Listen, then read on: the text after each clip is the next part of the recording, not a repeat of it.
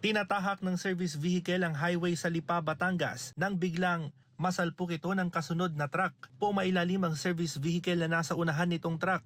Batay sa investigasyon, nagkaproblema sa preno ang truck na may kargang buhangin. Considering na medyo mabagal lang talaga yung takbo, so sa bigat din talaga ng sasakyan, so yun talaga hindi na kinaya ng preno niya. Siguro nag-loosen. Ang driver ng service vehicle nahirapang mailabas dahil sa pagkakaipit. Ang dinadaing lang niya yung chest part niya, so meron siyang mga minor scratches sa kamay. Nagdulot ito ng mabigat na daloy ng trapiko. Nagkaroon na po sila ng settlement na wala ng kaso. Provided po na ipoprovide nila lahat ng pangangailangan at mapapalitan yung sasakyan. Sinisikap silang mahingan ng pahayag ng GMA Regional TV.